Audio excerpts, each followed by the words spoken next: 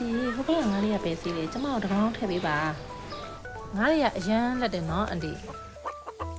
ကဲငါချက်ဖို့ခင်းရင်ဒီလေးခေါ်မယ်အမေတော်တော်များနေပဲပဲတီလေးလည်းခူးတာအောင်မယ်ဒီပဲတီလေးနေတယ်ပဲတီတော်တော်ပန်းနေစားရီဖြည်းဖြည်းဆောင်းနော်မမေသမီးပတ်ချက်လောက်အောင်မယ်သိလားကဲအရွက်ကြော်မယ်ဟေးအရွက်ကြော်မယ်ဒီအရွက်ကြော်လေးရဲ့ပြီးကြလို့ရှိရင်ငါးလဲလို့အောင်မယ်ဆိုတော့ငါးပါတစ်ခါရေးချက်လိုက်တော့မယ်ဒီငါးဟင်းကတော့အင်ရသားဖာရအရန်ကြိုက်ပဲငါးဟင်းဆိုတော့ဟင်းနဲ့အရသာမုံလေးဖြူမယ်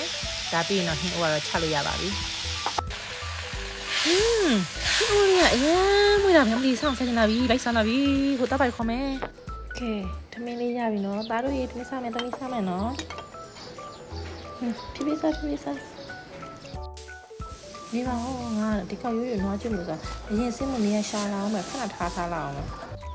အိမ်လုပ်တည်ပြီဆိုတော့ရေချိုးတော့မယ်ရေလေးအရင်ဖြည့်လာအောင်မရေချိုးဖို့တော့ကို